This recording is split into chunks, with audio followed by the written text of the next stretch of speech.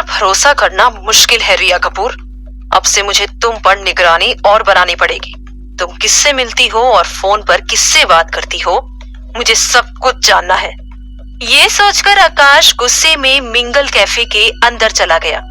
आकाश ये सोचकर अंदर जा रहा था कि उसे रिया पर निगरानी रखनी है, लेकिन आकाश को इस बात का बिल्कुल भी एहसास नहीं था कि डेटिंग ऐप पर अपने सीक्रेट अफेयर बटरफ्लाई के होते हुए वो कल से रिया की तरफ खींचा चला जा रहा था और उसे रिया का किसी और के करीब जाना रास नहीं आ रहा था। कैफे के अंदर सभी लोग खड़े तमाशा देख रहे थे। गिन्नी ने आर्यन का कॉलर अभी भी जोर से पकड़ा हुआ था और उसकी शर्ट फटने वाली थी। रिया ने गिन्नी का हाथ आर्यन के कॉलर से छुड़ाते हुए कहा, गिन्नी छोड़ दे उसे, हमें पुलिस को बुलाना चाहिए। गिन्नी ने रिया से गुस्से से कहा, पुलिस इन अमीरों की जेब में होती है, इसे सबक सिखाने के लिए ना मैं ही काफी हूँ। जब तक ये ऑन कैमरा मुझसे माफी नहीं मांगता छोड़ूंगी नहीं मैं इसे। तभी आर्यन ने एटीट्यूड भरे लहजे में कहा, हाँ, माफी मांगेगी मेरी जूती। एक बार मुझे यहाँ से निकलने दे, मैं बताता हूँ तुझे ओबरॉय से पंगा लेने का अंजाम क्या होता है। इससे पहले कि गिन्नी आर्यन पर हाथ उठाती, आकाश ने चीखते हुए कहा, ओए लड़की रुक जाओ। आकाश को वहां देखकर सबकी हवाइयां उड़ गई। आर्यन आकाश से यूं डर गया मानो उसने शेर देख लिया हो। आर्यन ने दबी जुबान में गिन्नी से कहा, अब गिन्नी मैं तुमसे माफी मांग लूंगा, लेकिन प्लीज भैया को कुछ मत कहना। और फिर उसने अनजान बनने के लहजे में आकाश से कहा, भैया आप यहाँ? आर्यन का डरा हुआ चेहरा देखकर गिन्नी ने उसका कॉलर छोड़ दिया। वही रिया भी आकाश को देखकर डर गई। रिया ने टूटे हुए शब्दों में आकाश से कहा, मिस्टर ओबरॉय, ये लड़का गिन्नी को रिकॉर्ड। रिया ने अपनी बात पूरी की भी नहीं थी कि आकाश ने बीच में ही रिया को टोकते हुए चिल्लाकर कहा, बस एक शब्द नहीं, अभी इसी वक्त घर चलो। आकाश ने रिया का हाथ खींचकर उसे कैफे से बाहर की तरफ धकेला और फिर एक नजर आर्यन और विहान को देखकर रिया के पीछे पीछे चला गया। रिया को इस तरह असहाय कैफे से जाता देख सभी लोग हैरान थे। मिंगल कैफे से ओबरॉय मेंशन आने तक कार में आकाश और रिया ने एक दूसरे से बात नहीं की। कार में बैठने से पहले रिया ने आकाश को गिन्नी के साथ डेट पर आने की सच्चाई बतानी चाहिए, लेकिन आकाश ने उस पर यकीन करने से मना कर दिया। रिया को डर था कि इस तरह डेट पर आने के लिए आकाश उसके बारे में कोई ना कोई राय बना लेगा और उसे सजा देगा, और रिया का डर सही था। आकाश रिया के बारे में राय बना चुका था। रिया के सच बताने के बावजूद आकाश रिया को गोल्ड डिगर समझने लगा था, और अब जब उसने रिया को आर्यन और उसके दोस्त विहान के साथ डेट पर देख लिया था, उसका शक रिया पर और गहरा होता जा रहा था। आकाश ने ओबरॉय मेंशन आते वक्त कार में मन ही मन कहा, रिया कपूर, तुम पर मैं भरोसा नहीं कर सकता। तुम बिकाऊ हो और बिकाऊ लोगों को सबक सिखाना मुझे अच्छे से आता है। शाम में रिया के कमरे की डोरबेल बजी और सामने मूलचंद खड़ा था। मूलचंद ने रिया से विनम्र होकर कहा, मैम, सर ने आपको आज बाहर डिनर के लिए तैयार होने के लिए कहा है। ये सुनकर रिया थोड़ा चौंक गई, क्योंकि आज जिस तरह आकाश दिन में उस पर गुस्सा हुआ था, उसे डिनर पर जाने की उम्मीद नहीं थी। लेकिन आकाश की डिनर की पहल से रिया को थोड़ा सहज महसूस हुआ।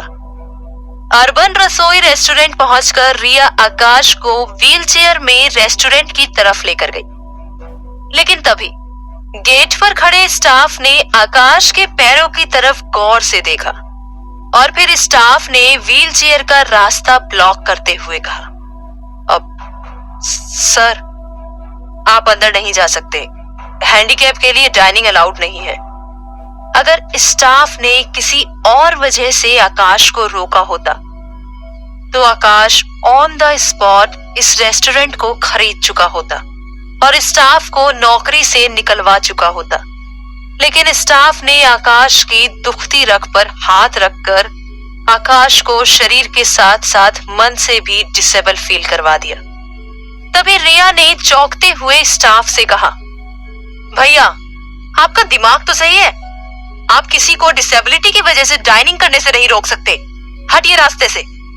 स्टाफ ने रिया से कड़क लहजे में कहा, सॉरी मैम, आपको जाना होगा। रिया ने इस बार गुस्से से स्टाफ से कहा, जाओगे तो तुम या जेल या फिर बोरिया बिस्तर समेटकर अपने गांव बुलाओ अपने मैनेजर को। रिया को इस तरह ऊंची आवाज में बात करते देख आकाश थोड़ा हैरान था और साथ ही रिया को अपने लिए स्टैंड लेता देख उसके मन में अजीब सी तरंगे पैदा हुई। तभी रिया की आवाज सुनकर रेस्टोरेंट का मैनेजर वहां आ गया। मैनेजर ने सिचुएशन को भांपते हुए रिया से कहा, मैम हमारे रेस्टोरेंट में हैंडीकैप के बैठने के लिए प्रॉपर अरेंजमेंट नहीं है और ना ही वॉशरूम। हम नहीं चाहते कि सर की वजह से हमारे बाकी गेस्ट्स को कोई प्रॉब्लम हो।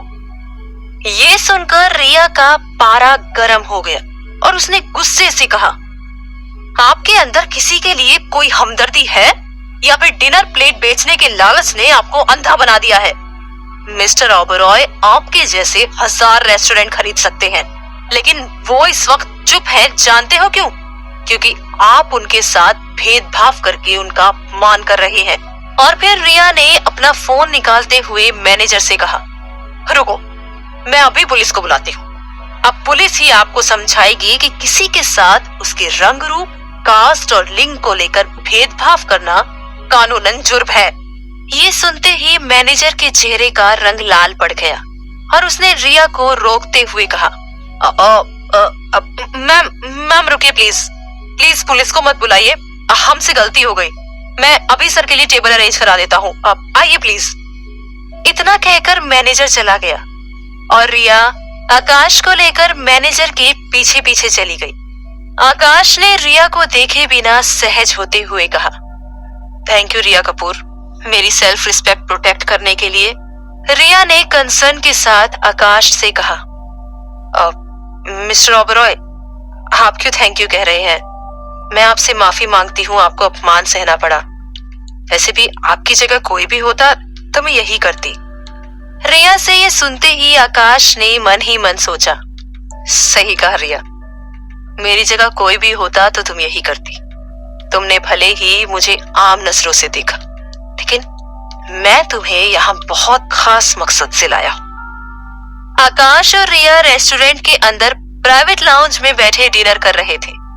उस दिन सफर कैफे में हुए वाकये के बाद रिया ने कसम खाई थी कि वो कभी भी फिश नहीं खाएगी।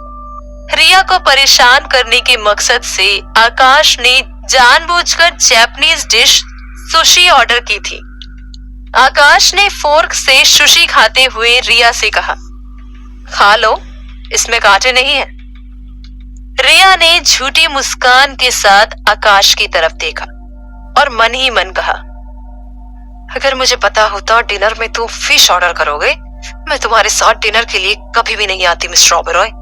हालांकि रिया आकाश का साथ देने के लिए सुशी खाने की एक्टिंग करने लगी और फिर आकाश ने रिया से कहा,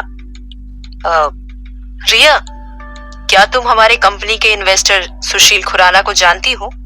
रिया ने आकाश से कहा, हाँ मैंने पढ़ा है उनके बारे में। हमारी कंपनी में ओबरॉय के बाद सबसे ज्यादा हिस्सेदारी मिस्टर खुराना की है, इसीलिए मिस्टर खुराना के हाथ में ग्लैम कॉस्मेटिक के लिए डिसीजन मेकिंग पावर भी है। आकाश ने मुस्कुराकर रिया से कहा, वेरी गुड रिया, और क्या क्या जानती हो तुम खुराना के बारे में? रिया ने मायूसी के साथ आकाश से कहा, I am sorry mister Oberoi, इससे ज्यादा मुझे उनके बारे में कुछ नहीं पता। आकाश ने वाइन की ग्लास से सिप लेते हुए रिया से कहा, कोई बात नहीं, मैं बताता हूँ तुम्हें खुराना के बारे में। खुराना की एक बेटी है जो अमेरिका में पढ़ाई करती है। खुराना की बीवी ने उसे तलाक दे दिया है और इस वक्त खुराना बिल्कुल अकेला है। रिया ने वाइन की सिप ली। उसे समझ ही नहीं आ रहा था कि आकाश उसे खुराना के अकेलेपन के बारे में क्यों बता रहा है। इससे पहले कि रिया कुछ कहती, आकाश ने वाइन की सिप लेकर एक हल्का सा डकार लेते हुए रिया से कहा, रिया, तुम्हें खुराना के अकेलेपन को दूर करना होगा। तुम्हें मेरे लिए खुराना को खुश करना होगा। ये सुनकर रिया को जोर से धक्का लगा। वाइन उसके गले से नीचे नहीं उतरी और उसके नाक में घुस गई। रिया जोर जोर से खांसने लगी। आकाश ने अपनी व्हीलचेयर रिया की तरफ मोड़ ली, मानो वो रिया की पीठ सहलाना चाहता हो।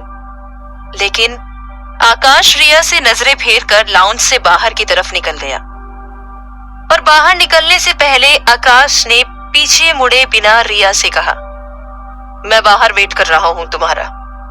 रिया का खांसना धीरे धीरे कम हुआ। उसने रुमाल से अपना मुंह साफ करते हुए उलझन के साथ मन ही मन कहा, क्या मतलब था आकाश का खुराना को खुश करने से? कहीं मुझे खुराना के साथ सोने? और फिर रिया ने अपने आप को शांत करते हुए मन ही मन कहा, नहीं नहीं नहीं, इतना नहीं गिर सकता आकाश, शायद मैंने कुछ गलत सुन लिया है। अगले दिन आकाश की कार तेजी से ऑफिस की तरफ जा रही थी। कार के अगली सीट पर बैठी रिया ने मन ही मन खींच कर कहा, ये आकाश मुझे सीधे सीधे शब्दों में बता क्यों नहीं रहा कि मुझे खुराना को कैसे खुश करना है। कल डिनर से वापस आते वक्त भी मुझसे कह दिया कि डीके मुझे बताएगा। मैं खुद ही डीके से पूछ लेती हूँ। इससे पहले कि रिया डीके से कुछ कहती, कार के पिछली सीट पर बैठे आकाश ने कार ड्राइव कर रहे डीके से कहा, डीके, तुम एक प्राइवेट वेन्यू का अरेंजमेंट कर देना। याद रहे, इन्वेस्टर में सिर्फ और सिर्फ खुराना को बुलाना है। मुझे पूरा यकीन है कि रिया खुराना को खुश कर देगी। डीके ने हामी भरते हुए रिया की तरफ देखा। वहीं रिया के हाथ पांव कांप रहे थे। रिया ने घबराकर मन ही मन कहा, मुझे ऐसा क्यों लग रहा है, ये आकाश मुझसे कुछ गलत करवाना चाह रहा है। अगर ये मुझे कल डेट पर जाने की सजा दे रहा है तो मैं इससे माफी मांग लूंगी। तभी रिया ने गुस्से में झल्ला कर कहा, तुम लोग मुझे सच क्यों नहीं बता रहे कि मुझे खुराना को खुश कैसे करना है?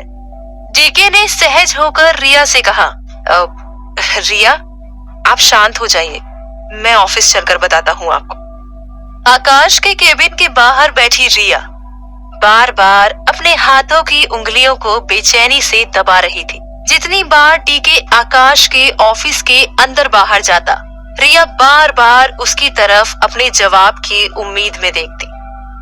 तभी ऑफिस में एक डिलीवरी बॉय आया और उसने पार्सल रिया को देते हुए कहा, ये मिस्टर दया किशन के लिए है। दया किशन नाम सुनकर रिया एक पल के लिए चौंक गई और फिर उसे समझ आया कि ये पार्सल डीके के लिए है। डिलीवरी बॉय ऑफिस से चला गया और रिया पार्सल लेकर वापस मुड़ी ही थी कि डीके उसके सामने खड़ा था। रिया ने पार्सल डीके को देते हुए कहा, डीके, ये पार्सल आपके लिए है। डीके ने रिया से कहा, रिया, ये पार्सल आकाश सर ने आपके लिए मंगवाया है ताकि इसे देखकर आप मिस्टर खुराना के सामने परफॉर्म कर सको और उन्हें खुश कर सको। रिया ने कौतूहल के साथ पार्सल खोला। पार्सल में एक डीवीडी थी जिसके कवर पर एक लड़की घाघरा चोली पहने हुए कामुक मुद्रा में खड़ी थी। डीवीडी देखते ही रिया के पैरों तले जमीन खिसक गई और वो गुस्से से आग बबूला हो गई। रिया ने डीवीडी डीके के मुंह पर फेंकते हुए गुस्से से कहा, मुझे यकीन नहीं था मिस्टर ओबरॉय इतना गिर जाएंगे। बोल देना उनसे मैं बिकाऊ नहीं हूँ जो किसी के भी सामने कपड़े उतारने लगूं। और फिर रिया अपना बैग उठाकर ऑफिस से निकल गई। आखिर क्या चाह रहा था आकाश रिया से? क्या आकाश रिया को उसका शरीर बेचने के लिए दबाव बना रहा था, या फिर खुराना को खुश करने के पीछे की सच्चाई कुछ और थी? क्या रिया आकाश की बात मान लेगी? जानने के लिए सुनते रहिए बंदनी।